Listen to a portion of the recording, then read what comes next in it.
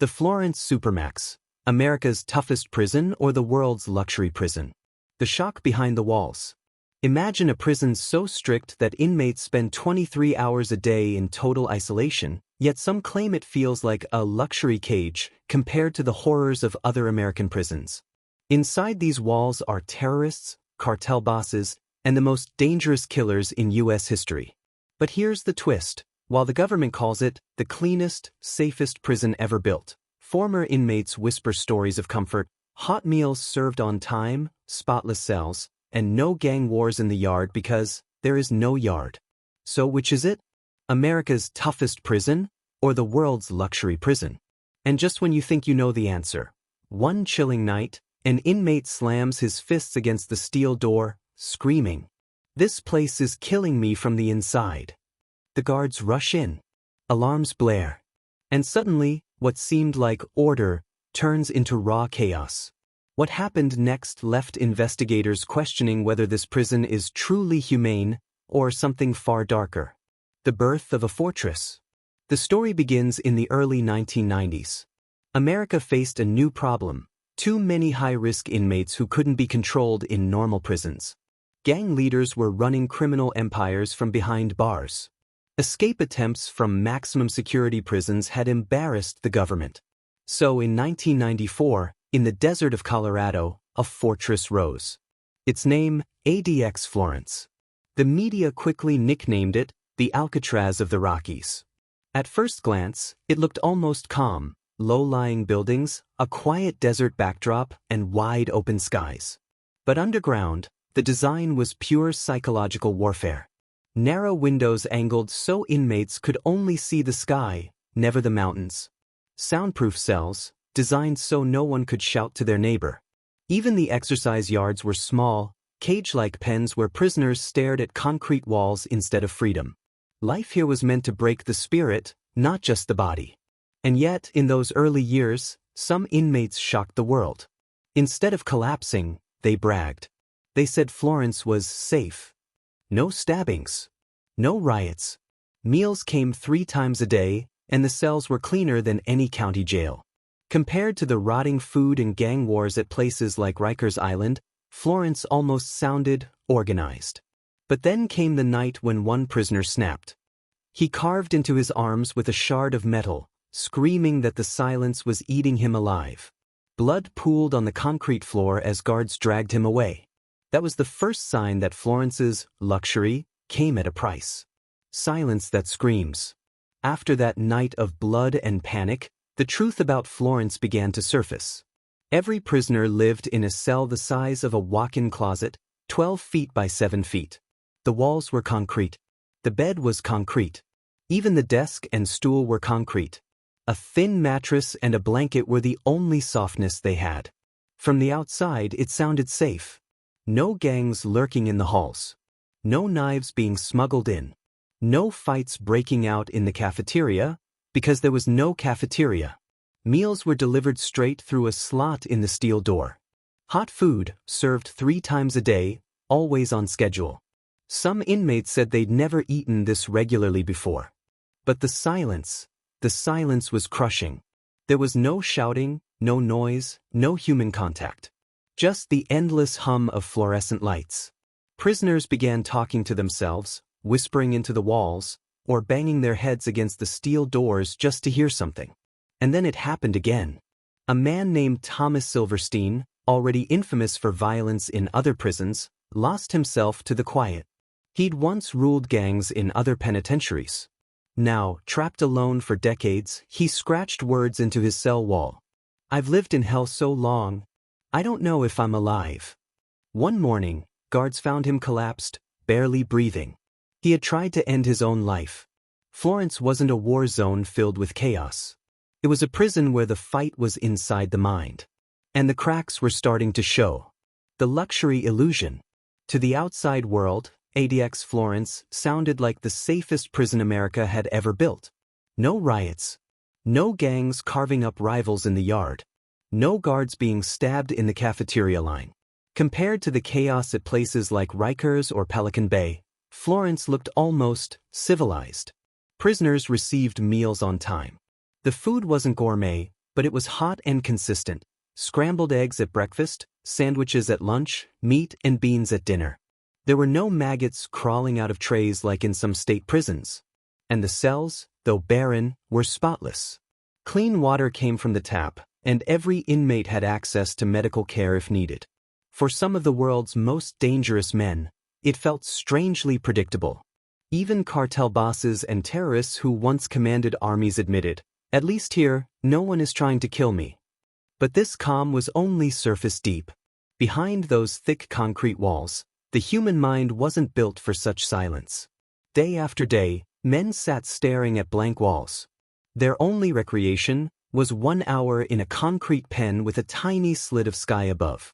No trees, no grass, no sound of life. And then came the breaking point. One morning, guards found an inmate who had snapped in the night. He'd torn his mattress apart, smeared the walls with food, and screamed until his voice cracked. When they opened the slot to deliver breakfast, he lunged at the door, begging, sobbing. "Talk to me. Somebody talk to me." The officers dragged him out, shackled and thrashing, as the other inmates watched through their tiny slits of windows, silent, but shaken. What looked like order from the outside was becoming madness on the inside. The famous faces inside. Florence wasn't just any prison. It became home to the most notorious criminals in modern history. Terrorists from 9/11, cartel lords from Mexico, mafia bosses, spies, and even the Unabomber, Ted Kaczynski, once lived behind those walls. On paper, they were secured in a place that no one had ever escaped. Every door was electronically locked, every hallway built in mazes, every guard trained like a soldier. The government said, "No one can run their empire from here. No one can escape from here." For many inmates, the luxury was the absence of fear. No rival gang to stab them in the yard. No random attack in the showers. Life at Florence was lonely, but strangely predictable. A sandwich at noon. A hot tray at dinner. No roaches crawling across the food, no fights for scraps. Compared to the chaos of other prisons, this looked like control. But the longer they stayed, the more their minds began to unravel. Hardened men who once ordered murders with a phone call were now whispering to themselves, staring at the ceiling for hours, or inventing imaginary friends. Guards wrote reports of inmates pacing endlessly, wearing grooves into the floor. Others stopped speaking altogether. Then came the night that exposed the thin line between tough and too much. An inmate, once feared as a cartel assassin, snapped in the middle of the night. He pounded the concrete walls until his hands bled, screaming that the silence was eating his brain alive. Guards rushed in, but the man wouldn't stop.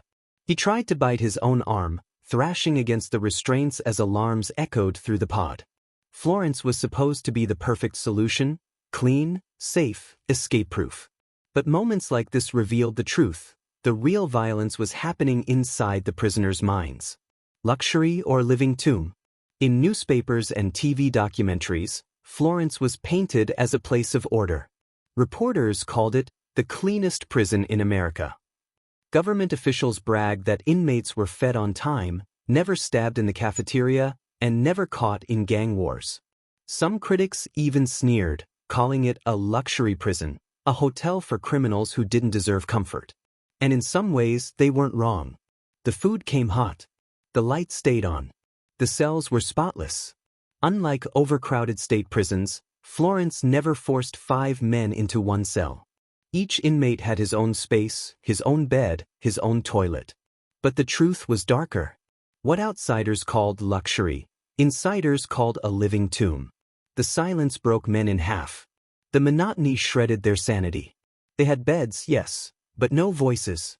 They had food, yes, but no freedom. Prisoners started to hallucinate. Some claimed to hear voices whispering through the vents. Others thought the concrete walls were closing in on them. Letters sent to families begged for contact, any contact at all. "Please, write back. I just need to know someone remembers me."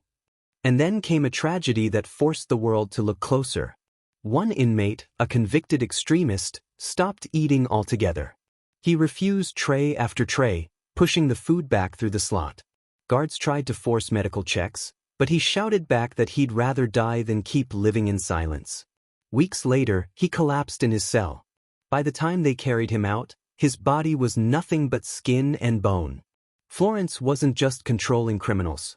It was destroying them one silent day at a time. The guards' burden. Florence was designed to control the most dangerous prisoners in the world, but what few outsiders knew was that it also began to break the people guarding them. Day after day, correctional officers walked the silent halls. No chatter from inmates, no fights to break up, no buzzing of a normal prison block. Just the endless echo of their own boots against concrete. For some guards, the job felt safer than working in other prisons. There were no knives waiting in the cafeteria line. No ambushes in the showers. But that safety came with a price, a kind of crushing monotony. Guards admitted that the silence seeped into them too. Some developed insomnia. Others grew paranoid, feeling like the walls themselves were pressing closer each day. The worst part wasn't the boredom. It was watching human beings unravel right in front of them.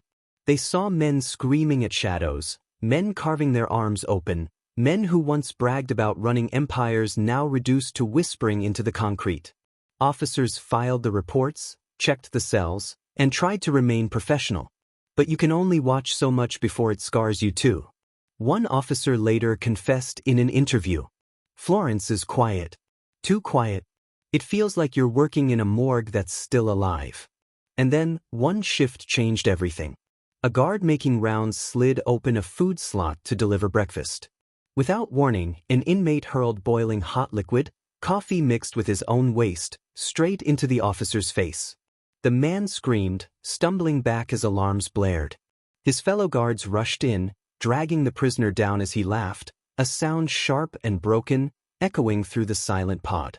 Even in a place designed to eliminate violence, madness found a way to erupt. The image versus the reality. Outside the razor wire, Florence carried a reputation that split the country.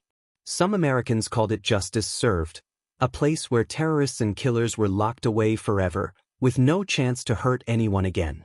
Politicians bragged about its design, claiming it was safe, humane, and effective. Others went even further. Journalists nicknamed it the world's most secure luxury prison. They pointed to the facts. Inmates got 3 meals a day, their own cells, clean water, working toilets. No overcrowding. No riots. Compared to the chaos in state prisons, Florence almost looked civilized. But inside those concrete walls, prisoners told a very different story. Letters smuggled out painted Florence not as luxury, but as psychological torture. One wrote, "It's true. I've never gone hungry here. But I'd trade every hot meal for 1 hour of human contact." Another compared it to being buried alive. It's like living in a coffin you can walk around in. For families on the outside, it was confusing. They heard that their sons or brothers were safe in Florence, but their letters revealed men crumbling, losing their grip on time, reality, even their will to live. Then came a moment that proved Florence was not the calm machine it appeared to be. An inmate, once a quiet model prisoner, suddenly erupted in violence.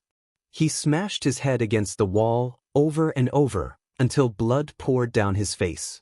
When guards rushed in to restrain him, he fought back with a strength no one expected, throwing himself at the door, teeth bared, screaming words no one could understand. It took 6 officers to pin him down. By the end, both the inmate and 2 guards were rushed to the medical unit. The world thought Florence was calm, controlled, and even comfortable. But inside, the silence was breeding explosions no one could predict. Kings without kingdoms. ADX Florence became the final stop for men who once terrified the world. There was Ramzi Youssef, mastermind of the 1993 World Trade Center bombing. Locked in a concrete box, his days of plotting with networks of terrorists were over.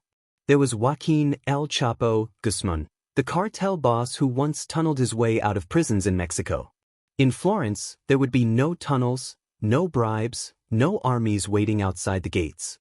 And there was Ted Kaczynski, the Unabomber, who had lived in silence in the Montana woods, now forced to face a different kind of silence, one that came with bars. For some, the prison felt like a twisted gift. No gang to challenge them, No assassins to dodge. No chaos to manage. Just order. One ex-inmate described it as a place where, for the first time, he wasn't looking over his shoulder. But others, men who once commanded thousands, cracked without their empires. Without followers, without voices, without power, they became shadows of themselves. They tried to cling to routines, push-ups on the concrete floor, reading the same book until the pages wore thin, pacing back and forth until their shoes ripped. And then came the day when even the most disciplined mind shattered. One prisoner, known for being calm and collected, had been writing letters to his lawyer every week. But one morning, when guards slid the paper and pen through the slot, he didn't touch them. Instead, he crouched on the floor, rocking back and forth, whispering, "I don't exist. I don't exist." Hours later, the guards opened the door to check on him. He was gone, not dead, not escaped, but lost completely inside his own mind. He refused to eat, to speak, or even to move. He simply stared at the wall, frozen. For Florence, it was another reminder. You could cage the body, you could feed it, you could clean it, but you couldn't always hold on to the mind. Justice or torture? By the early 2000s, the shine of Florence's reputation began to crack. Human rights groups, lawyers, and even former wardens started to raise questions. They pointed out that while Florence was safe from riots, it was also a machine of silence. Prisoners spent decades alone, their only human contact the brief glimpse of a guard sliding a tray through the slot. Some argued this wasn't correction, it was psychological torture. Lawsuits began to pile up. Families of inmates claimed their loved ones had gone mad in solitary. Advocacy groups compared Florence to burying a man alive. Even some judges admitted that decades of isolation might be more punishment than the Constitution allowed. But the government pushed back. Officials insisted Florence was humane. They said prisoners had clean cells, medical care, hot meals, and showers. They claimed it was safer than any state prison. Better than the chaos of Rikers, one official argued. To the public, it sounded convincing. Inside, though, the truth kept bleeding through the cracks. One prisoner, once sharp, educated, and articulate, began writing letters to his lawyer. At first, they were detailed, thoughtful, even legalistic. But as the months dragged on, the handwriting grew shaky, the words fragmented. Finally, one last letter arrived, scrawled in jagged lines. "I can't remember who I am anymore." Days later, the man tried to gouge his own eyes out, screaming that the silence was blinding him. Guards rushed in, alarms echoed through the block, and Florence's walls, usually so calm, vibrated with chaos. To the outside world, Florence was still the luxury prison. But inside, it was clear, the mind could only bend so far before it snapped. Fighting back from the inside. Not every prisoner at Florence suffered in silence. Some decided to fight back, not with violence but with the only weapon left to them, their bodies. They filed lawsuits, claiming that 23-hour isolation was cruel and unusual punishment. Others went on hunger strikes, refusing food tray after tray until their bodies began to wither. For them, Florence wasn't safety or luxury, it was a slow death sentence, and they wanted the world to know it. At first, officials brushed it off. They said the prisoners were exaggerating, trying to manipulate the system. They reminded the public that Florence housed terrorists, assassins, and drug lords, men who had brought blood and chaos into the streets. Why should anyone feel sympathy for them now? But the strikes grew louder. Inmates began flooding courts with letters. Some slipped notes to their lawyers, describing the prison as a clean coffin. Others compared it to being buried alive with meals. The debate made headlines. Was Florence America's safest prison, or its cruelest? And then, one protest turned deadly. An inmate who had been on a long hunger strike suddenly collapsed in his cell. When guards opened the slot, they found him lying motionless on the concrete, his lips cracked, his skin stretched tight over bone. He had pushed his body past the breaking point to prove his message. As medics rushed him out, other inmates began banging on their doors, chanting, screaming, shaking the silence like thunder. For one terrifying moment, Florence, the prison designed to stop riots forever, sounded like it was on the verge of one. The world outside called it luxury. Inside, it was survival, and survival was slipping away. The spotlight turns inward. For years, Florence was a shadowy fortress, sealed away in the Colorado desert. But as hunger strikes and lawsuits piled up, the outside world started to take notice. Journalists called it the cleanest prison in America, on one hand, and a warehouse of broken minds, on the other. Investigators from human rights groups demanded entry, asking if Florence's order was built on psychological torture. Former wardens gave interviews, admitting that no human being was ever meant to live in that much silence. Even families of victims, people who had lost loved ones to the crimes of Florence's inmates, were conflicted. Some said justice required suffering. Others wondered if this was punishment or cruelty. Inside, the tension only grew worse. Some prisoners filed complaints in court, describing hallucinations, depression, and thoughts of suicide. Others whispered to guards through the slots, "I can't take another year in here. I'd rather be dead." And then, one inmate decided to prove his point in the most shocking way possible. During a routine cell check, guards opened the steel door and froze. The man had used his bedsheet to hang himself from the small slit of a window, the only glimpse of sky he ever had. The cell was silent except for the creak of the fabric. The officers rushed in, cutting him down, alarms blaring across the block. But it was too late. Florence, the prison designed to eliminate chaos and violence, had claimed another life, not through knives or gangs, but through silence itself. To the outside world, Florence still looked like control. But inside, it was becoming clear. The prison wasn't just locking men away. It was breaking them, piece by piece. The morality question. Florence was built to be the ultimate answer, the prison that solved every problem. No riots. No escapes. No gangs running empires from behind bars. And for years, officials held it up as proof that America had finally perfected control. But inside the walls, the people who worked there began to wrestle with something no one had prepared them for, the morality of silence. Guards watched as men who once terrified cities became shadows of themselves. They saw mob bosses reduced to pacing in circles. They saw terrorists begging for letters from family. They saw killers rocking back and forth like children, whispering into the concrete. Some officers told reporters later that they struggled to leave the job behind. They carried the silence home with them, lying awake at night hearing echoes of slamming steel doors.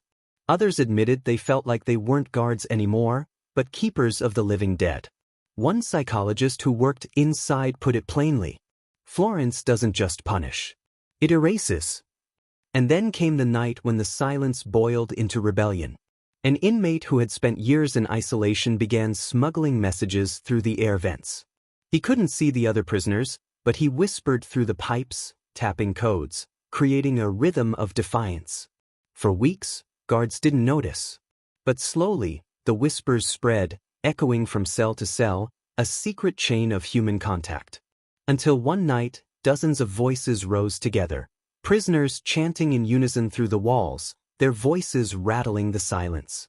It was eerie, like a ghostly choir trapped in stone.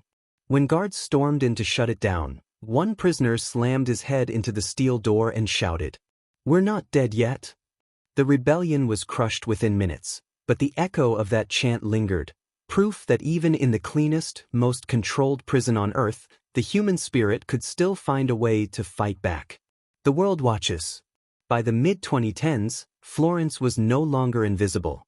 Court cases, leaked letters, and whispers from former staff turned the fortress into a national debate. Politicians defended it fiercely. "These men are monsters," one senator declared. "If anyone deserves this treatment, it's them." The government insisted the prison was safe, clean, and necessary. They pointed out that no one had ever escaped. No riots had ever destroyed a block. To them, Florence was proof that America could control even the worst of the worst. But journalists painted a darker picture. They called it a slow-motion death sentence. Human rights groups compared it to torture chambers overseas. Families of inmates testified in court, describing sons who had gone insane, brothers who no longer recognized their own names. And then, during one high-profile lawsuit, Florence's silence cracked again. An inmate scheduled to testify through his lawyer suddenly snapped in his cell. When guards arrived for routine rounds, they found him crouched in the corner, his face smeared with food, his fingernails torn from scratching the concrete floor. He was muttering the same words over and over. "The walls are talking, the walls are talking." When they tried to restrain him, he lunged, biting one officer's arm so hard the man needed stitches. The alarms roared, boots thundered, and once again Florence showed its truth. No matter how clean, no matter how controlled, inside those walls chaos lived in silence. Outside, the debate raged. Inside, the cracks kept spreading. Life after silence. Florence was designed as the end of the road. Many prisoners there would never leave, serving life sentences with no parole. But a few, after decades of silence, were eventually transferred or released into other prisons, or, in rare cases, back into the world. What happened to them showed the true cost of America's toughest prison. Men who had spent years in isolation struggled to function anywhere else. Some couldn't stand crowds, even in a normal prison cafeteria. Others flinched at simple conversations, their voices cracking from disuse. They had food, they had space, but their minds were stuck in Florence, trapped in a rhythm of silence, routine, and concrete walls. One former inmate described walking out into open air for the first time in 20 years. The sound of birds and the sight of trees made him collapse in tears. Another admitted he couldn't sleep without the hum of fluorescent lights. The silence of freedom felt too strange. Even families noticed the change. Men who had once been loud, commanding, even dangerous, returned as hollow shells, quiet, withdrawn, lost in thought. Some refused to sit at the dinner table, eating alone in their rooms the way they had in their cells. And then came a tragic reminder that Florence's walls never truly let go. One man, transferred out after decades, took his own life just months later. In his note, he wrote, "I left the prison, but the prison never left me." It was the final proof that Florence's power extended far beyond its razor wire. It didn't just cage men. It rewired them. Luxury or warfare? For years, Florence sat in the middle of a strange argument. Some insisted it was too soft, that giving the world's most dangerous criminals their own clean cell, hot meals, and medical care was practically luxury. They compared it to chaotic prisons in New York, California, or overseas and scoffed. They don't know how good they have it. But for those inside, Florence was not comfort. It was control sharpened into a weapon. The silence was designed to suffocate. The architecture was built to erase hope. Every narrow window allowed only the sky, never the horizon, never a mountain, never a glimpse of freedom. The food came on time, but it was delivered through a slot, stripping away even the small human contact of standing in line. It wasn't about keeping prisoners alive. It was about breaking them without spilling blood. One psychologist who toured Florence later said, "They built a prison that kills the mind but leaves the body standing." And then came the night that proved just how sharp that weapon could be. An inmate who had been calm for years suddenly tore his cell apart. He ripped the mattress to shreds, flooded the toilet, and smeared the walls with soap until they glistened under the fluorescent lights. Then he stood in the center of the chaos and screamed for hours, a raw sound that carried through the entire block. Guards rushed in to restrain him. But instead of fighting, he went limp in their arms, whispering over and over, "I'm already dead. This place killed me." Florence looked like order on the outside. Inside, it was a battlefield, not of knives or riots, but of sanity itself. Florence today. Decades after its opening, ADX Florence still stands as the most secure prison in America. Its walls are as silent as the day they were built, its cells still stacked with the world's most dangerous men, terrorists, cartel bosses, mobsters, and lone wolves who once shook entire nations. From the outside, nothing has changed. Politicians still defend it. Officials still describe it as safe, humane, and necessary. Tours are never granted, cameras are never allowed, and the desert around it stays eerily quiet. But on the inside, the same cycle plays out. Men wake up to the hum of fluorescent lights, eat meals slid through a steel slot, spend their recreation staring at concrete walls, and then return to silence. Day after day, year after year. Some adapt. They read, they write, they exercise until their muscles ache. They convince themselves the silence is discipline, not punishment. But others slip into darkness, just as they always have. And recently, one case shook the staff again. A prisoner, who had spent over 20 years in Florence without major incident, suddenly refused his meal. Then another. And another.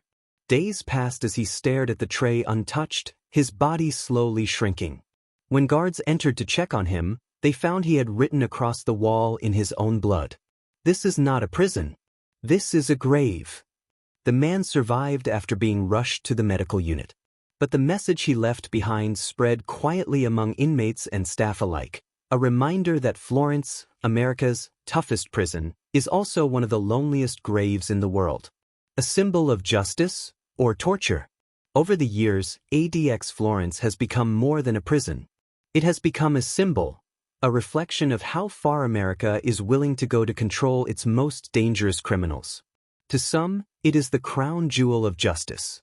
The place where terrorists and killers are locked away forever, unable to harm another soul. They point to its spotless safety record: no escapes, no major riots, no guards murdered. In a country plagued by prison chaos, Florence looks like proof that order can be achieved. But to others, it is something far darker. They call it a monument to psychological torture, a clean cage that buries men alive. Human rights groups argue that no matter the crime, decades of total isolation are inhumane. Even some prison officials admit privately that Florence doesn't just punish criminals, it erases them. The debate continues, but inside the walls the arguments mean nothing. The prisoners live the same cycle every day: silence, food through a slot, silence again. And as always, the silence finds new victims. One night, an inmate who had been quiet for years suddenly began to laugh. Not a normal laugh, a sharp, hollow cackle that echoed through the halls. Guards found him pacing in circles, laughing harder and harder, until his body collapsed in exhaustion. When they entered the cell, he looked up and whispered, "The walls told me a joke." To the staff, it was another report, another incident logged. But to those who heard it, it was a chilling reminder: Florence may not spill blood like other prisons, but it bleeds the mind until madness itself becomes the last rebellion. The future of Florence. Today, ADX Florence still stands, silent and immovable, in the Colorado desert. For nearly 3 decades, it has been the final stop for America's most feared men, a place no one escapes, a place no riots burn, a place politicians proudly point to as the safest prison in the world. But the questions keep growing louder. Courts are beginning to ask whether decades of solitary confinement are constitutional. Human rights groups call Florence a violation of international law. Some psychologists argue that the prison doesn't correct criminals. It simply destroys them in a slow, quiet death. Yet the government resists change. They remind the public that Florence houses men who once planted bombs, ordered massacres, or shipped tons of drugs across borders. If they don't belong here, one official said, then where do they belong? For now, Florence continues as it always has. The trays slide through the slots, the fluorescent lights hum above the concrete, the silence presses down like a weight that never lifts. And then, another crack in the walls. During a routine check, officers found an inmate who had carved a single word into his arm with a piece of metal torn from his bed frame. Blood smeared the letters, jagged and desperate. The word was simple, but it hit harder than any headline. Why? The guards rushed him to medical, but the question lingered, echoing in the silence. Why Florence? Why this system? Why this way of punishment? The future of Florence remains uncertain, but inside its walls, the suffering continues, one day, one meal, one scream at a time. The world is watching. Around the globe, Florence has become a strange paradox. Some countries study it as a model, a fortress where order is absolute, where no gang war or escape ever breaks the silence. To them, Florence is proof that with enough concrete, steel, and discipline, chaos can be contained. But others see it as a warning. They argue that Florence shows what happens when punishment turns into something darker. When the body is fed, but the mind is starved. When safety on paper hides suffering in reality. Even international human rights organizations call it a prison of the living dead. Some compare its methods to psychological warfare. And yet, Florence continues, day after day, its silence spreading like a shadow across the desert. Inside, prisoners pace. They whisper. They scratch words into walls. They scream into the void. And sometimes, they collapse under the weight of it all. The question that remains. So what is ADX Florence, really? Is it America's toughest prison? The fortress that finally caged the most dangerous men alive? Or is it the world's luxury prison, where inmates live with hot meals, clean water, and safety from gang violence? Or is it something else entirely? Not luxury, not toughness, but a silent machine built to erase human beings without spilling blood? The truth is, Florence is all of these things at once. It is safety and suffering. It is order and chaos. It is luxury and torture. And as long as its walls stand, one question will never stop echoing. From the cells, from the families, from the world outside. When punishment becomes silence, does it still deliver justice?